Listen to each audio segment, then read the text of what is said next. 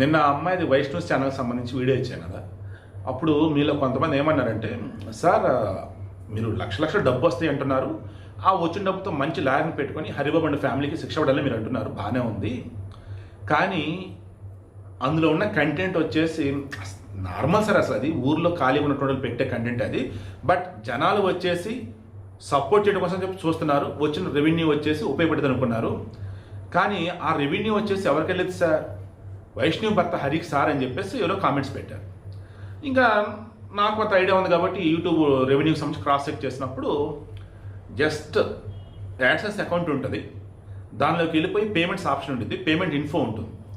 అక్కడ ప్రజెంట్ ఉన్నటువంటి account remove చేసి బ్యాంక్ అకౌంట్ ఫ్రెష్ అకౌంట్ ఇస్తే సరిపోయింది. లేదా యాడ్ అకౌంట్ కట్టి కొత్తగా బ్యాంక్ అకౌంట్ యాడ్ చేసి దీనిని ప్రైమరీ అకౌంట్ అని పెడితే సరిపోయింది, దానికి డబ్బులు వస్తాయి. అయితే ఇవన్నీ ఎప్పుడు పాసిబుల్ అయింది? ఎవరికి సంబంధించి అక్కడ ఫోన్ నెంబర్ ఇచ్చున్నారో ఈ యూట్యూబ్ ఛానల్కి, ఆ ఫోన్ నెంబర్కి ఓటీపీ వెళ్ళింది. సో ఇప్పుడు ఇతను హరి వచ్చేసి పోలీస్ స్టేషన్ ఆల్రెడీ ఉన్నాడు కదా, ఆల్రెడీ చంపింది ఎవరిని? వైష్ణవుని కదా. వైష్ణవి కుటుంబ సభ్యులు ఆబ్వియస్గా అడుగుతారు కదా, ఆ ఫోన్ నెంబర్ మాకు కావాలి, దాంతో మొత్తం లింక్ అయి ఉన్నాయని. పోలీసు ఖచ్చితంగా ఇస్తారు. లేదా పోలీసు దగ్గర ఉన్నప్పుడు ఓటీపీ వచ్చినప్పుడు వీళ్ళకి ఇస్తారు. సో మీకు బాగా గుర్తున్న అదే గత 2-3 రోజులుగా 4-5 రోజులుగా వస్తున్నాయి అనమాట ఆ ఛానల్లో వీడియోలు. అవి ఏంటన్నప్పుడు వీళ్ళ ఫ్యామిలీని పరామర్శించడానికి జగిత్యాల మాజీ ఎమ్మెల్యే జీవన్ రెడ్డి గారు రావటం, మహిళా జాగృతిలో రావటం, లైక్ ఈవేళ కనిపించాయి.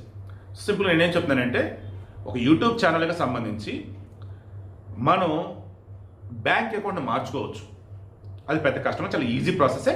బట్ ఆ యూట్యూబ్ ఛానల్కి లింక్ ఉన్నటువంటి ఇది ఉంది చూసారో, మెయిల్ ఐడి కానీ బ్యాంక్ మొబైల్ నెంబర్ కానీ, అవి అవైలబుల్ ఉంటే సరిపోయింది. ఖచ్చితంగా అవి తీసుకునే ఉంటారు. ఇప్పుడు ఈ ఛానల్లో మొత్తం నేను అనుకోవటం వైష్ణవి వాళ్ళ ఫ్యామిలీ చేతుల్లోనే ఉంది. బట్ వైష్ణవి చనిపోయిన తర్వాత కూడా తన కుటుంబానికి ఓ రకంగా బలంలాగే మారింది. తన ఆత్మకు శాంతి చేకూరే విధంగా డబ్బుని తనే పోగు చేసి కుటుంబానికి ఇస్తుంది. తనని ఒక రకంగా ఎలాగంటే తన ఆత్మకు శాంతి చేకూర్చేలాగా అవసరమైన దుర్మార్గులకి శిక్ష పడేలా చేయమని. సో వీడియో క్లోజ్ చేస్తున్నాను.